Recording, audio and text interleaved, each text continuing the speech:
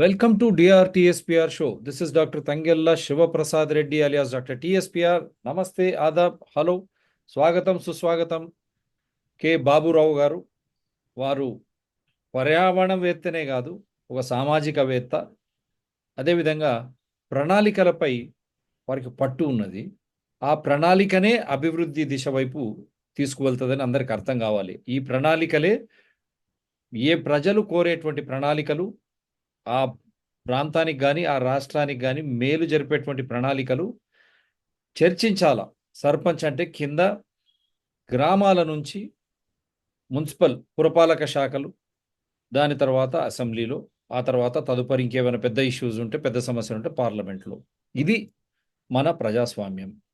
ఏ ప్రణాళికనైనా కానీ హఠాత్తుగా పైన నుంచి మేము ఇది చేస్తాం అది చేస్తామని ప్రజలను భాగస్వాములు కాకుండా, ప్రజల ఉపాధికి ఇబ్బంది కలిగే విధంగా, ప్రజలు నివసించేటువంటి ప్రాంతానికి పర్యావరణానికి ఇబ్బందులు కలిగి వారి జీవనమే ప్రశ్నార్థకమైనప్పుడు కోవిడ్-19 టైంలో చూసాం.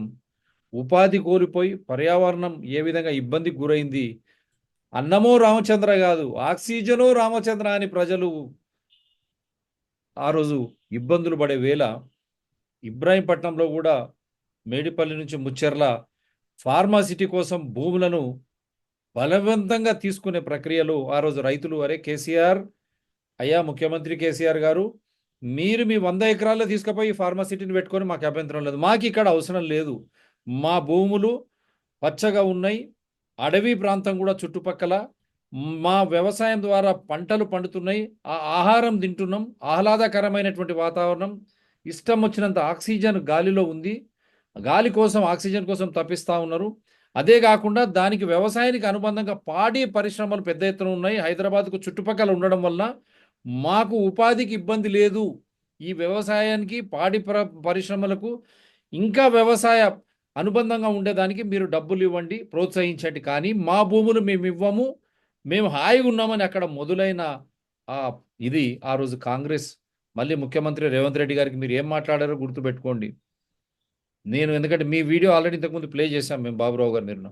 ఇంకో కాంగ్రెస్ ఎమ్మెల్యే ఏం మాట్లాడో చెప్తాను. ఇప్పుడు ఇబ్రాహీంపట్నంలో గెలిచినటువంటి వ్యక్తి, ఫార్మాసిటీ మేము రద్దు చేస్తాం, ఎందుకంటే అది పర్యావరణానికి చాలా ఇబ్బంది అని చెప్పి ఆయన స్టేట్మెంట్లోనే ఉంది. మరి అటువంటి ఫార్మాసిటీ క్లస్టర్స్ అని మళ్ళీ మీరు వికారాబాద్ అని మిగతా జిల్లాలకి ఎందుకు తీసుకుపోతున్నారు ముఖ్యమంత్రి గారు, రేవంత్ రెడ్డి గారు?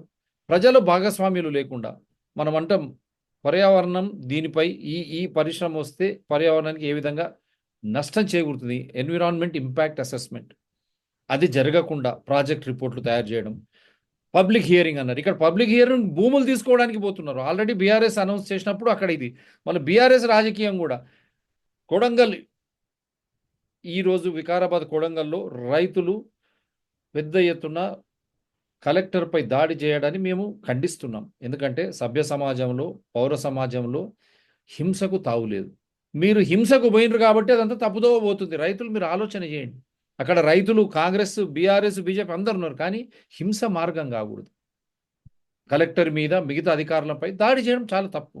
అదేవిధంగా విచక్షణారహితంగా కూడా మీరు రైతులపై కేసులు పెట్టడం కూడా రేవంత్ రెడ్డి సర్కార్ గుర్తుపెట్టుకోండి. ఆ రోజు ఖమ్మంలో రైతులకు బేడీలు వేసినందుకే కేసీఆర్ గతి ఏమైందో రాహుల్ గాంధీ గారు మీరు దీనిపై చర్చించాలి, మల్లికార్జున్ ఖార్గే గారు.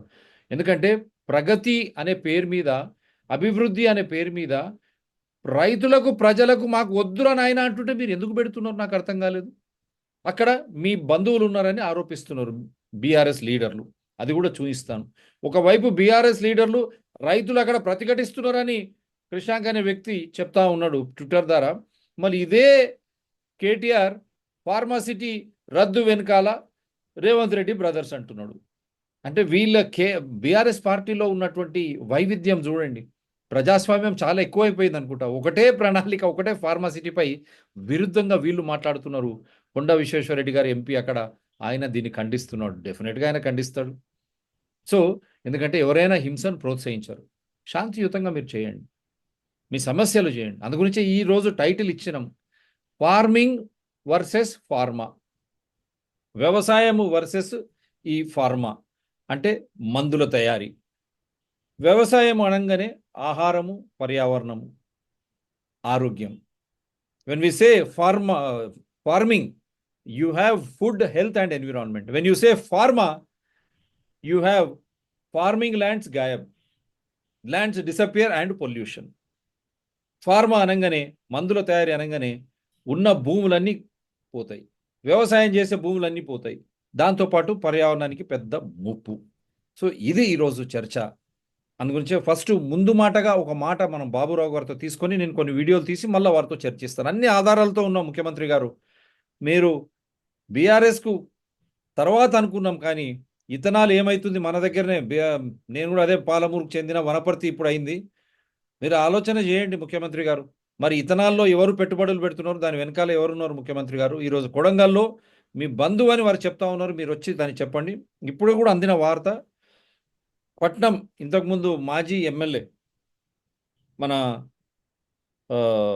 కొడంగల్ వికారాబాద్ కలెక్టర్ ప్రతీక్ జైన్ పై ఇతర ప్రభుత్వ అధికారులపై దాడి ఘటనలో బీఆర్ఎస్కు చెందిన మాజీ ఎమ్మెల్యేను పోలీసులు కొద్దిసేపటి క్రితం అరెస్ట్ చేశారు. ఈ మేరకు కొడంగల్ మాజీ ఎమ్మెల్యే బీఆర్ఎస్ నాయకుడు పట్నం నరేందర్ రెడ్డిని పోలీసులు అరెస్ట్ చేశారు. హైదరాబాద్లోని కేబీఆర్ పార్క్ వద్ద ఈ ఉదయం మార్నింగ్ వాక్ చేస్తుండగా పోలీసులు నరేందర్ రెడ్డిని అదుపులోకి తీసుకున్నారు. కలెక్టర్పై దాడి ఘటనలో కీలక నిందితుడు భోగమని సురేష్తో ఫోన్ సంభాషణ జరిపినట్లు పట్నం రెడ్డి అంగీకరించిన సంగతి తెలిసిందే. సురేష్ తమ పార్టీకి చెందినవాడని, ప్రతిరోజు మాట్లాడుతుంటానని, ఇందులో భాగంగానే దాడి జరిగిన రోజు కూడా సురేష్ తనతో మాట్లాడారని నరేందర్ రెడ్డి. కాగా కలెక్టర్పై దాడి జరిగిన లగచర్ల ఘటనలో పోలీసులు ఇప్పటికే 16 మందిని అరెస్ట్ చేయగా మరికొందరు వారి అదుపులో ఉన్నారు. ఇప్పుడే అందిన వార్త ఇది. సో వారు ఏ విధంగా స్పందిస్తారో మనం చూద్దాం. మేము దాడికి, హింసకు వ్యతిరేకం, డిఆర్టీఎస్పీఆర్ ఛానల్స్ కానీ అతిథులం కానీ. అదేవిధంగా పైనుంచి ఇంపోజింగ్ కల్చర్ మీరు తీసుకొచ్చి, మీరు ఏదో ఆలోచన చేసి ప్రజలపై రుద్ది, వ్యవసాయ భూములు, ప్రభుత్వ మళ్ళా భూములు, అధిక మన ఫారెస్ట్ భూములు, అటవీ శాఖ భూములు కానీ మిగతా ప్రభుత్వ భూములను దారదత్తం చేస్తామంటే డెఫినెట్గా ప్రతిఘటన ఉంటుంది. ఎందుకంటే మీరు కేవలం ప్రధానమంత్రి కానీ ముఖ్యమంత్రి కానీ మీరు కేవలం సేవకులే, ప్రజాసేవకులే, ప్రజల చేత ఎన్నుకోబడ్డారు. మీరు బాసులు గారండి, మీరు బెదిరించకూడదు. మీకు ఎందుకండి సెక్యూరిటీ? మీకు సెక్యూరిటీ ఎందుకు? ఆ విధంగా కండిషన్ చేశారు ప్రజలను. సెక్యూరిటీ లేకుండా పోయి మంచిగా కూర్చొని మాట్లాడండి, ప్రజలతో మెప్పించండి, వారని ఒప్పించండి. మంచిదైతే ఒప్పించండి. ఒక సైడ్ మీరే క్యాన్సిల్ చేస్తారు, మళ్ళీ దాన్ని మీరే తీసుకుపోతున్నారు. స్వామి చెప్పండి స్వామి, ముందు మాటగా మీరు ఏం చెప్పమంటారు దేని గురించి? లాగచర్లలో జరిగిన అది అత్యంత విషాదకరం. అది జరగాల్సింది కాదు. కానీ దానికి ఉన్నటువంటి పూర్వాన్ని కనుక చూస్తే వాళ్ళు దాదాపుగా నిస్పృహతో చేసినట్టుగా అనిపిస్తుంది. వాళ్ళకి వేరే అవెన్యూస్ లేకుండా మాకు అన్యాయం జరుగుతుందని ప్రజలు భావిస్తున్నప్పుడు ఆ అన్యాయానికి న్యాయం కోసం ఎవరి దగ్గరికి వెళ్ళాలి అనే అవకాశం లేకుండా చేస్తుంది కనుక ఈ ప్రభుత్వం.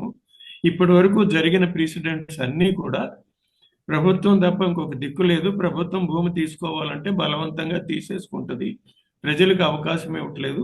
అప్పుడప్పుడు కొద్దిగా కోర్టులు కొంత మేరకు సహాయం చేసినా అది కొంత స్టే వరకే వస్తుంది, కానీ చివరికి భూమి రైతులు కోల్పోతున్నారు, వాళ్ళకి న్యాయం జరగట్లేదు. ఇంకొకటి ఇక్కడ మనం అర్థం చేసుకోవాల్సింది ఏంటంటే, అభివృద్ధి అంటే పరిశ్రమలేనా? వ్యవసాయం అభివృద్ధిలో భాగం కాదా?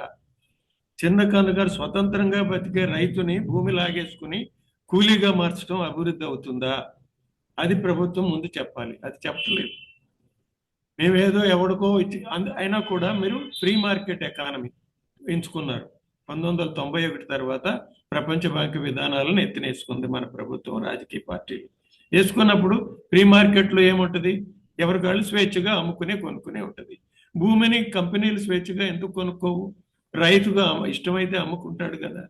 వాళ్ళ మీద ప్రభుత్వం నుంచి చౌక ధరకి ఎమినెంట్ డొమైన్ కింద సేకరించి ఎందుకు వాళ్ళకి పెట్టుబడిదారికి దారాదత్తం చేస్తున్నారు? పేద ప్రజల నుంచి లాక్కుని వాడికి ఉన్నదే అది, బ్రతకడానికి ఉన్నటువంటి ఎకరము అరెకరం భూమి తీసుకోవటంలో న్యాయం ఎక్కడుంది? గాంధీ గారికి ఇప్పుడు పెద్ద విగ్రహం పెడతామంటున్నారు. ఆ గాంధీ గారు ఏం చెప్పాడు? నువ్వు ఏదన్నా విధానాన్ని నిర్ణయించినప్పుడు పేదవాడి కళ్ళలోకి చూడు, నీవు చేసుకున్న విధానం పేదవాడి కళ్ళల్లో వెలుగు నింపిందా లేదా చూడు, వాళ్ళు సంతోషపడితేనే అది నువ్వు చేసిన విధానం సరైంది అని చెప్పాడు ఆయన. మరి అది ఫాలో అవుతున్నారా? మరి ఆయనకి విగ్రహాలు పెడితే సరిపోతుందా? ఆయన చెప్పిన మాటలు వినొద్దా? ఇలా ఉందండి. అది ఎందుకు చేస్తున్నారు? భూమి ఎందుకు సేకరణ? ఎన్ని ఫార్మా పరిశ్రమలు ఎందుకు? మీకు ఇమాజినేషన్ లేదు గనక, కొత్తగా ఏ పరిశ్రమలు పెట్టాలో తెలియదు గనక బీట్ అండ్ ట్రాక్ అనమాట. ఏదో ఒకటి నడుస్తుంది, దానిలో లాభాలు వస్తున్నాయి. లాభాలు ఎందుకు వస్తున్నాయి? ఫార్మా రంగంలో బయట పారబోసి జనాన్ని చంపుతుంటే వస్తున్నాయి. నీటిని నాశనం చేస్తుంటే, గాలిని నాశనం చేస్తుంటే లాభాలు వస్తున్నాయి. ప్రపంచ దేశాల్లో వాళ్ళకి ఎందుకు రావట్లేదు? ఎందుకంటే అక్కడ స్ట్రిక్ట్ రెగ్యులేషన్స్ ఉన్నాయి. అన్ని పూర్తిగా శుద్ధి చేయాలి. శుద్ధి చేసినప్పుడు శుద్ధి ఖరీదే చాలా ఎక్కువ అవుతుంది. అందుకని చౌకగా వాళ్ళు ఉత్పత్తి చేయలేరు. ఇక్కడ మీరు ఉత్పత్తి చేసి చౌకగా ఉత్పత్తి చేసి ఎగుమతి చేసి వేరే వాడి అవసరాలు తీరుస్తున్నారు. అంతేగాని భారత ప్రజల అవసరాలు ఎంతవరకు తీరుస్తున్నారు? బయటకు వెళ్ళే దానికోసం ఇక్కడ నాశనం చేయటం ఎందుకు? లాభాలు చేసుకోవడం కోసం. అలాగే ఏదైనా కూడా ఎక్కడ ఒక్కదానికి లాభం వస్తుందంటే వెర్రెత్తినట్టు అదే పరిశ్రమ. ఫార్మా పరిశ్రమలో కుదేలైన పరిశ్రమలు ఎన్ని ఉన్నాయి? సిగ్గా ఉన్న పరిశ్రమలు ఎన్ని ఉన్నాయి? ఇవన్నీ కేవలం పెద్ద పెద్ద కంపెనీలకి కస్టమ్ సింథసిస్, వాళ్ళు అడిగిన ఉత్పత్తులు తయారు చేసి కాంట్రాక్ట్ మ్యానుఫ్యాక్చరింగ్ ఎంతమంది చేయట్లేదు? మరి వాళ్ళ సంగతి ఏంటి? నిజంగా ఫార్మా కంపెనీలన్నీ గొప్పగా నడుస్తున్నాయా? నడవట్లేదు కదా. ఏవి ఇథనాల్ కంపెనీల గురించి ఎవరైనా అధ్యయనం చేశారా? రాష్ట్ర ప్రభుత్వం కానీ అధికారులు కానీ అధ్యయనం చేశారా? వాటిలో ఉన్న లొసుగులు ఏంటో తెలుసా? ప్రజలు ఎందుకు ఉద్యమిస్తున్నారని ఒక్కసారన్నా ఆలోచించారా? ప్రజలు అంతమంది అన్ని రాష్ట్రాల్లో ఒక్కచోట, తెలంగాణలో, ఆంధ్రాలో, ఛత్తీస్గఢ్లో, పంజాబ్లో వ్యతిరేకించిన చోట్లేదు. ఎందుకు ప్రజలు వ్యతిరేకిస్తున్నారని ఆలోచించని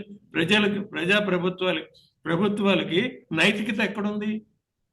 మిమ్మల్ని ఓటేసి గెలిపించిన ప్రజల గురించి మీరు ఆలోచించలేకపోతే, వాళ్ళని అభివృద్ధి నిరోధకులుగా ముద్రగట్టి వాళ్ళ మీద పోలీసులను ప్రయోగిస్తుంటే ఇది ఎలా ప్రజాస్వామ్య ప్రభుత్వం అవుతుంది? నిజంగా చాలా సిగ్గుపడాల్సిన విషయం నాకు అనిపిస్తుందండి. ఎందుకు సామాన్య ప్రజలు ఎందుకు తిరగబడుతున్నారు? వాళ్ళు బలహీనలని వాళ్ళకి తెలుసు. దానివల్ల ఉన్న నష్టాలు కూడా తెలుసు. కేసులు పెడితే పీక్కోలేము, లాక్కోలేమని. ఎందుకంటే సోంపేటలో చేసిన పోరాటం 2010, ఇవాళ 2024. ఇంతవరకు వాళ్ళ మీద పెట్టిన కేసులు ఎన్నిసార్లు ప్రభుత్వాలు మారినాయి, ఎన్నిసార్లు ఆ ఎన్నికల్లో మీ కేసులన్నీ ఎత్తేస్తామని ప్రామిస్ చేశారు, తీయలేదు. అది కూడా వాళ్ళు ఎందుకు పోరాడారు? మీరు చేయాల్సిన పని వాళ్ళు చేశారు. ఒక చిత్తడి నేలని అంతర్జాతీయ ఒప్పందాల్లో ప్రభుత్వం మేము చిత్తడి నేలను కాపాడుతామని రామ్సార్ కన్వెన్షన్ సంతకం పెట్టింది. దానికి వాళ్ళు కాపాడితే మీరేమో వాళ్ళ మీద కేసులు పెట్టి 14 ఏళ్లుగా వాళ్ళని హింసిస్తున్నారు. వాళ్ళకి పాస్పోర్ట్ రాదు, వేరే దేశానికి వెళ్ళాలంటే కుదరదు. శ్రీకాకుళం జిల్లాలో చాలా మంది మైగ్రెంట్ ఉంటారు, వేరే దేశాలకు కూడా పోయి పని చేసుకుని వస్తారు. వాళ్ళందరికీ అవకాశాలు లేకుండా చేసేసారు. 14 ఏళ్ల నుంచి పెట్టుకున్నారు. ఎందుకంట? ఏంటి అంత కక్ష? ఆ కంపెనీ వాడే అని గొప్ప పని. థర్మల్ విద్యుత్ కేంద్రాలు వాళ్ళ ప్రపంచం మొత్తం చీదరించుకుంటుంది. ప్రపంచం అంతా మాకు వద్దు, తీసేయమని అడుగుతుంది. అలాంటి దాన్ని తెలంగాణ ప్రభుత్వం వచ్చిన తర్వాత మళ్ళీ మళ్ళీ మళ్ళీ మళ్ళీ పెడతానే ఉన్నారు. ఇప్పుడు మళ్ళీ 29వ తారీఖున రామగుండంలో మళ్ళీ ఎక్స్పాన్షన్ 2400 మెగావాట్లు పెడుతున్నారు. ఎందుకంట? ఆల్రెడీ అక్కడ కుందనపల్లిలో ఎంతమందో చచ్చిపోయారు ఈ కాలుష్యంతో, హెవీ మెటల్ కాలుష్యము, బూడిద కాలుష్యంతో. అక్కడ క్రిటికల్ పొల్యూటెడ్ స్టేజ్కి వచ్చేసింది. ఆ స్టేజ్లో మళ్ళీ అక్కడే ఎందుకు పెడుతున్నారు? విపరీతమైన కాలుష్యం ఉన్న చోట వెబ్సిడీలు పెట్టి సల్ఫర్ డైఆక్సైడ్ తీసేస్తామన్నారు. ఎప్పుడో 2017లో చేశారు. అది ఇంతవరకు అమలు కాలేదు. అది 24 అయిందంటే 7 ఏళ్ల నుంచి ఎఫ్జిడీలు అనేది కాలేదు. ఇప్పుడు కూడా రాష్ట్రంలో నిర్మించిన ఒకే ఎఫ్జిడి అక్కడ నిర్మించారు. కానీ నిర్మించారు కూడా, పూర్తి చేశారు. ఇంతవరకు అది నడవట్లేదనే చెబుతున్నారు. ఇంతవరకు అది కూడా నడవట్లేదు. మరి ఎందుకు? నియమాలు ఉండవు, కాలుష్యాన్ని తొలగించరు, అడ్డగోలుగా కాలుష్య పరిశ్రమలు నిర్మించుకుంటూ పోతారు. క్లైమేట్ చేంజ్ అనేది ఎంత ప్రమాదం ఉందో మన భారతదేశం కూడా వెళ్ళి ప్యారిస్లో సంతకం పెట్టింది. దాని గురించి ఏం చేశారు? ఏమి చేయట్లేదు. అదే పద్ధతిలో అదే విధంలో వైటీపీఎస్కి పర్యావరణ అనుమతి కూడా రద్దయింది కోర్టుకు వెళ్తే. రద్దయిన తర్వాత మళ్ళీ దాన్ని పోలీసులు పెట్టి మీరు ముందుకు తోస్తున్నారు. మీరు అధికారంలో లేనప్పుడేమో దీన్ని తరిమి కొట్టాలని మాట్లాడారు. ఒక పద్ధతే లేకుండా ఉంది. రాజకీయం ప్రజలతో ఆడుకుంటుంది. ఒక శాస్త్రీయమైనటువంటి ఆలోచనే లేకుండా పోయింది. ఇలా ఉందండి. చెప్పండి మీరు. కొన్ని వీడియోలు నేను అది చూపిస్తాను, మీరు దాని మీద కామెంట్ చేస్తారు. సైన్స్ శాస్త్రీయత లేదు రేవంత్ రెడ్డి గారు. గాంధీ విగ్రహం పెట్టడం కాదు, మరి ఆయన ఆశయాలు పల్లెలు అభివృద్ధికి పట్టుకొమ్మలని చెప్పారు.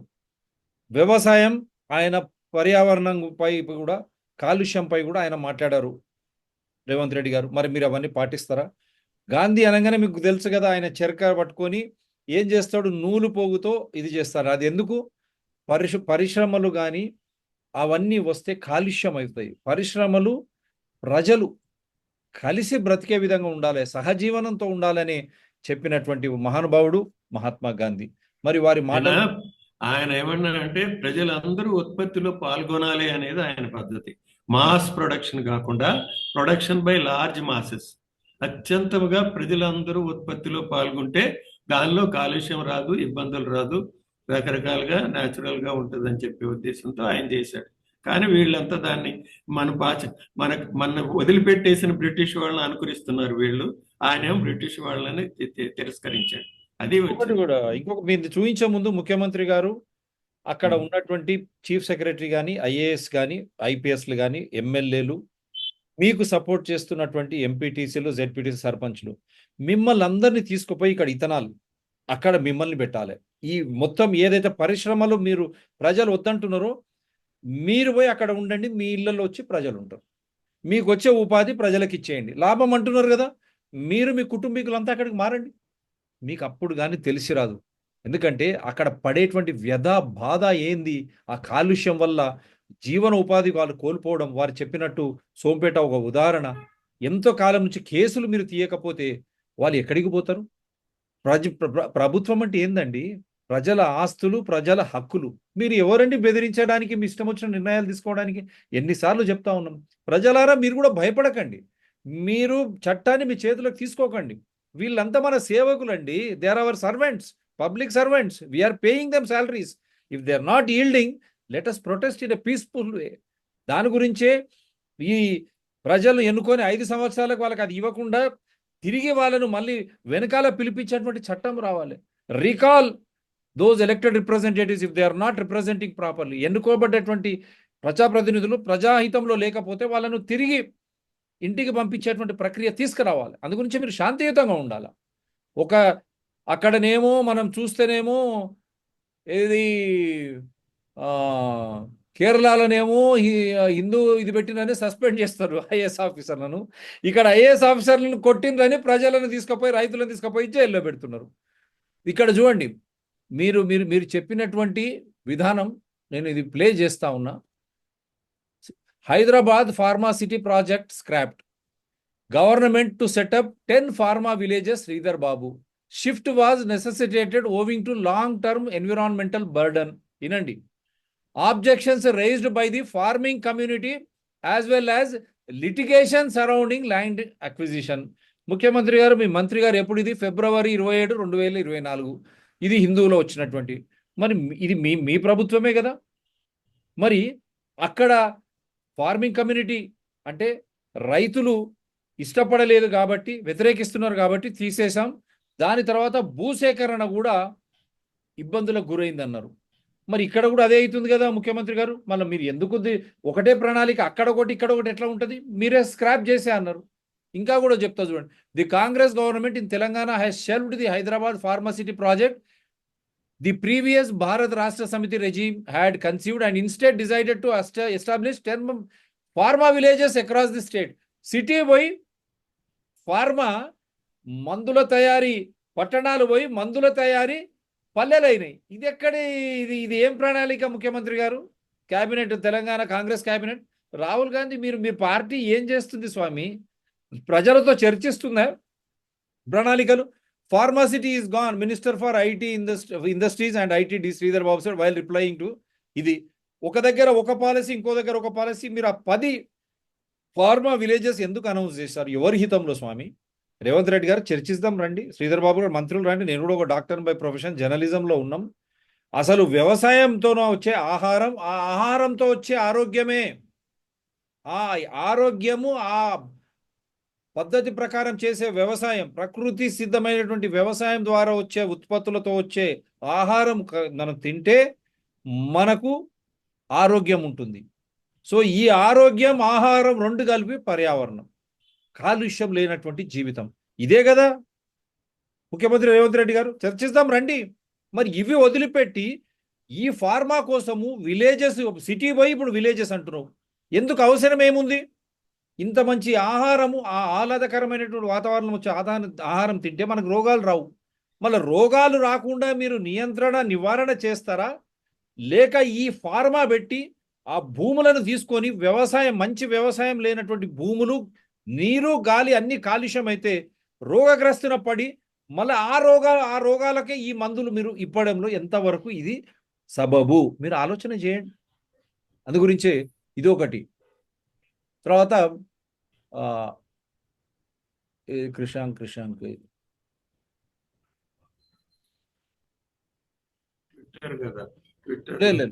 ఇది ఒకటి ప్లే చేస్తా ఉన్నాను సార్. అధికారులపై దాడి, 28 మంది అరెస్ట్. ఇది ఆల్రెడీ న్యూస్ ఈయన ఇచ్చినాడు. తర్వాత ఇది కూడా చూడండి.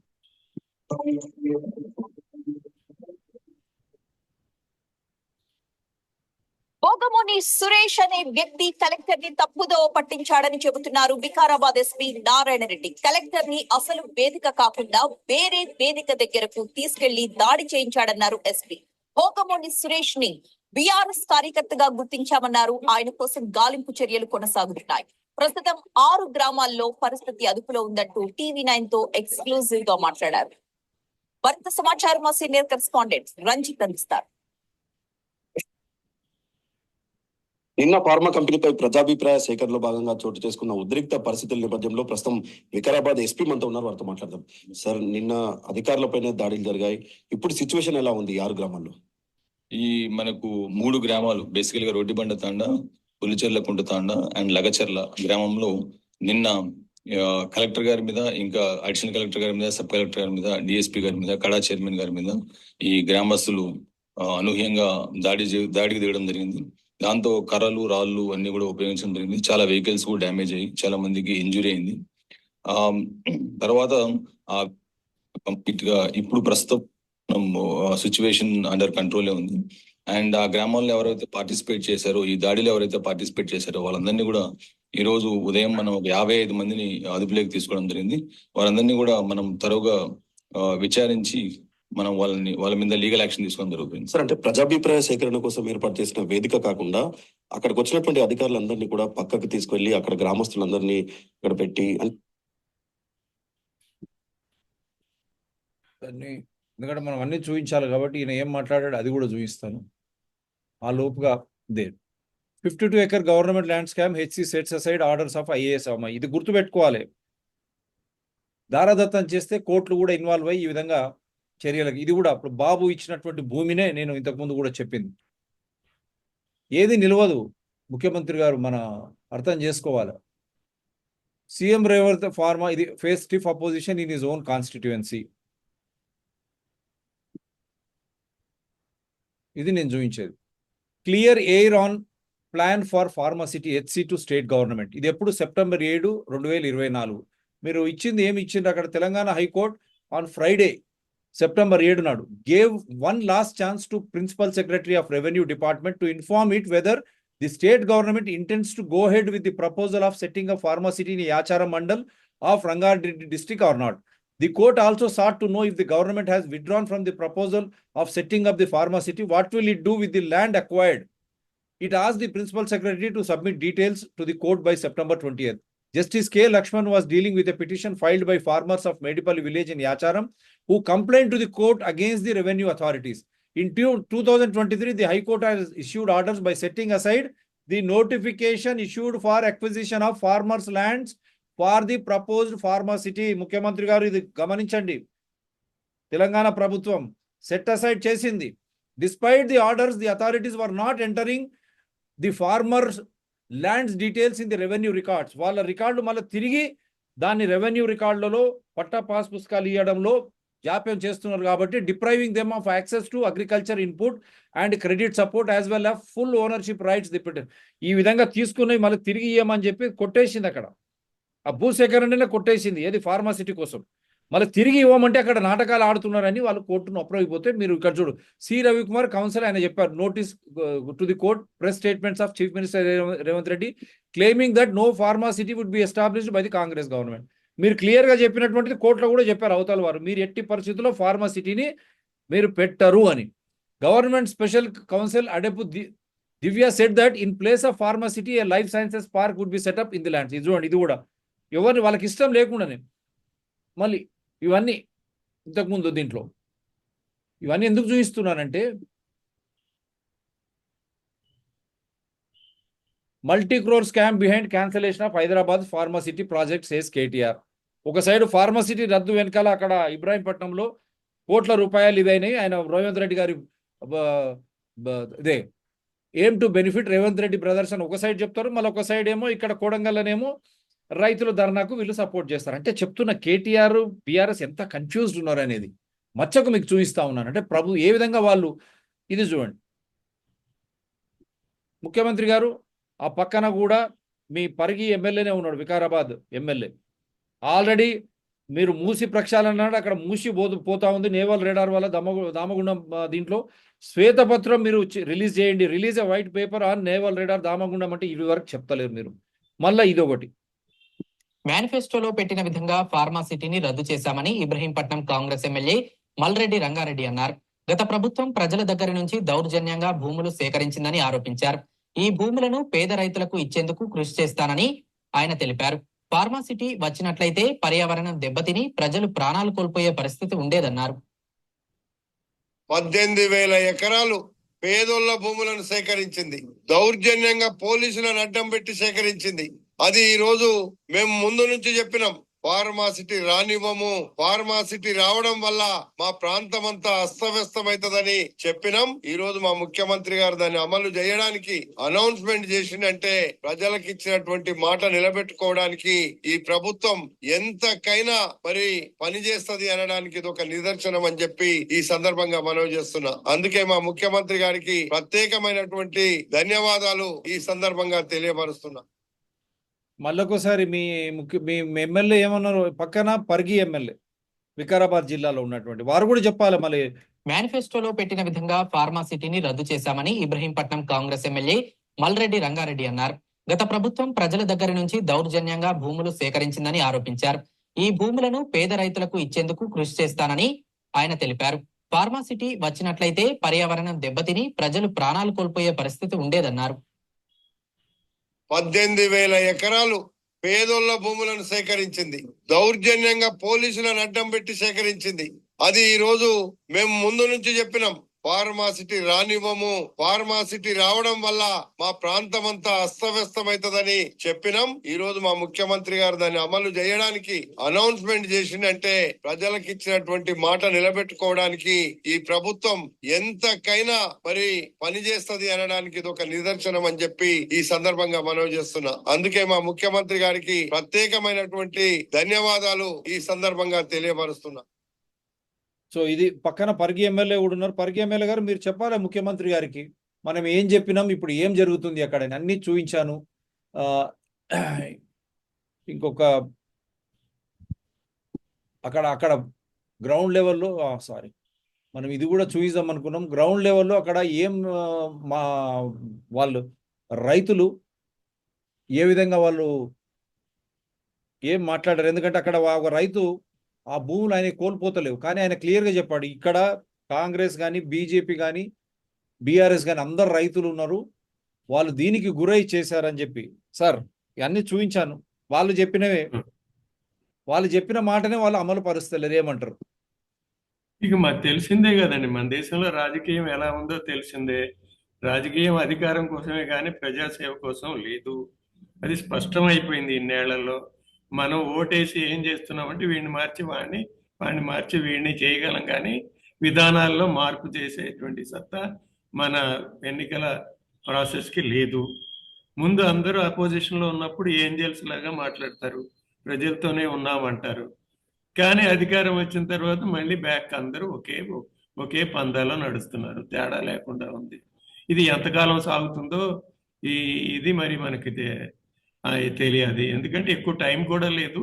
ప్రపంచంలో చాలా పెనుమార్పులు వచ్చేందుకు సమయం ఆసనం అయిపోయింది. ప్రకృతి మన ఆగడాలని భరించే స్థితి కోల్పోయింది, అది తిరగబడుతుంది. నేచర్ ఈజ్ యాంగ్రీ అని శాస్త్రవేత్తలే చెబుతున్నారు. యాంగ్రీ అంటే ఆ దృష్టితో కాదు, మనం భౌతిక శాస్త్ర నియమాలన్నిటినీ ఉల్లంఘిస్తూ పోతే అవి మళ్ళీ వాటిని అమలు చేయటం కోసం అవి కొన్ని మార్పులు చేస్తాయి. ఆ మార్పులతోనే మనకి బ్రతికే పరిస్థితులు ఉండవు. మనిషి భూమి ఆరోగ్యకరంగా ఉన్నంత కాలమే మనిషి భూమి మీద వేషాలు వేయగలుగుతాడు. ఒక్కసారి భూమి మీద ఉష్ణోగ్రతలు పెరిగిపోతే, ఇప్పటికే 1.5 దాటిపోయింది డిగ్రీల సెంటిగ్రేడ్ పెరిగింది, 2, 3 వైపుకి వెళ్తున్నాము. అందువల్ల ఈ వచ్చే దశాబ్దంలోనే మనకి విపరీతమైన అనుభవాలు వస్తాయి. ఇప్పుడు యూరోప్ లాంటి దేశంలోనే నగరాలు కొట్టుకుపోతున్నాయి. మన వ్యాలెన్సియా నగరం సరితలో మొత్తం సడన్ గా వరదలు వచ్చేసినాయి. మొత్తం రోడ్లన్నీ కారులతో నిండిపోయినాయి, ఒకదాని మీద ఒకటి పడుకుంటూ. అట్లాగే అమెరికాలో తుఫాన్ వచ్చినప్పుడు ఒక నగరం, చిన్న పట్టణం, ఆ పట్టణం మొత్తం లేచిపోయింది. లేదు, వరద వచ్చే ముందు పట్టణం ఉంది, వరద అయిపోయిన తర్వాత పట్టణం లేదు, అట్లా పోయింది. అలాంటి పరిస్థితులతో నార్త్ కెరోలినాలో ఒక పట్టణం అలా అయిపోయింది. ఇన్ని జరుగుతుంటే ఏంటి మనకు చివరికి ఏం సాధించడం కోసం ఇలాంటి డెవలప్మెంట్ చేస్తున్నాం? ప్రకృతితో సంబంధం లేకుండా 20వ శతాబ్దపు విధానాలనే 21వ శతాబ్దంలో కూడా ఎందుకు కొనసాగిస్తున్నాం? సైన్స్ హెచ్చరికల్ని ఎందుకు పెడచేవని పెడుతున్నారు? రాజకీయ నాయకులకి తెలియదు, అర్థం కాదు, కానీ వాళ్ళే నిర్ణయాలు గబగబా తీసేసుకుంటున్నారు. పాస్ట్ను బట్టి అది వెంటనే అమలు జరిగిపోవాలనుకుంటున్నారు. ఆ స్పీడ్తో అమలు చేయటమే గొప్ప అనుకుంటున్నారు. కానీ దాని పర్యవసానాలు ఏమిటో వాళ్ళకి ఎక్కట్లేదు. పర్యవసానాలు చాలా భయంకరంగా ఉంటాయి వీళ్ళు ఎంచుకున్న విధానంతో. ఫస్ట్ ఏది సాధ్యమో ఏది అసాధ్యమో ముందు తెలుసుకోవాలి. ఈ policy should be informed by science. సైన్స్తో సంబంధం లేకుండా మీరు ఏ నిర్ణయాలు తీసుకున్నా దాని పర్యవసానాలు చాలా భయంకరంగా ఉంటాయి. అందులో ఇప్పుడు ఎందుకంటే ఆ దశకు వచ్చేసాం మనం. అంతకుముందు ఏమైందంటే కొంత వెసులుబాటు ఉంది, చేసిన తప్పులన్నీ అందులో ఆ వెసులుబాటు లోపల కొంత లీవరేజ్ వచ్చిందనమాట. ఇప్పుడు ఆ పరిస్థితి లేదు, ఇక పెద్దగా ఛాన్స్ లేదనమాట. చేసిన తప్పు యొక్క ప్రతిఫలం వెంటనే కనపడుతుంది. అలా ఆ దశకు వచ్చేసింది అనమాట. అందువలనే మీరు చూడండి, ఇన్నేళ్లుగా ఎంత కాలుష్యం జరిగింది పటాన్ చెరువులో, కాజీపల్లిలో, చుట్టుపక్కల సంగారెడ్డి జిల్లాలో ఎంత జరిగింది. అయినా ప్రజలు అంతగా తిరుగుబాటు చేయలేకపోయారు. ఇప్పుడు ఎందుకు తిరుగుబడుతున్నారు? రాకముందే ప్రారంభం కాకముందే ఎందుకు తిరగబడుతున్నారు అంటే ఇక వాళ్ళలో భరించే శక్తి నశించిపోయింది. ఇక న్యాయం జరగదు అనేటువంటి ఒక విశ్వాసం వచ్చేసింది వాళ్ళలోకి. ఈ ప్రభుత్వాలు, ఈ అధికారులు, ఈ వ్యవస్థలు వాళ్ళకి న్యాయం చేస్తాయనే నమ్మకం పోయిందనమాట. అది పెద్ద డ్యామేజ్. ఈ ప్రభుత్వాలు చేసిన డ్యామేజ్ అది. ప్రజల విశ్వాసాన్ని కోల్పోయింది. ఆ ప్రజలకు విశ్వాసాన్ని తిరిగి తేవాల్సిన బాధ్యత ప్రభుత్వాల మీద ఉంది, రాజకీయాల మీద ఉంది, అధికారుల మీద ఉంది. కానీ ఏం చేస్తున్నారు? చేయట్లా. ఏంటి ఎంతసేపు పేదవాడి కడుపు కొట్టి ఉన్నవాడికి బెనిఫిట్ చేయటమే. పేదవాడు సంపన్నుడు, వాడికి లాభాలు వస్తేనే పేదవాళ్ళకి జీవితం ఉన్నది, వాళ్లే ఉద్యోగ కల్పన చేస్తున్నారనే ఒక తప్పుడు భ్రమను కల్పిస్తున్నారు. రైతుకి ఎవడో ఏం చేయని అవసరంలా, వాడికి ఆయ కష్టం మీద వాళ్ళు స్వతంత్రంగా బతుకుతూనే వచ్చారు, ఇప్పుడు బతుకుతారు. మీకేం పెద్ద పెద్ద అంబానీలు, ఆదానీలు రైతులకు అవసరం లేదు. వాళ్ళు మామూలుగా బ్రతకగలరు. నేనేమి అడగటం కూడా అడగట్లేదు వాళ్ళు, ఇది కావాలి అది కావాలని.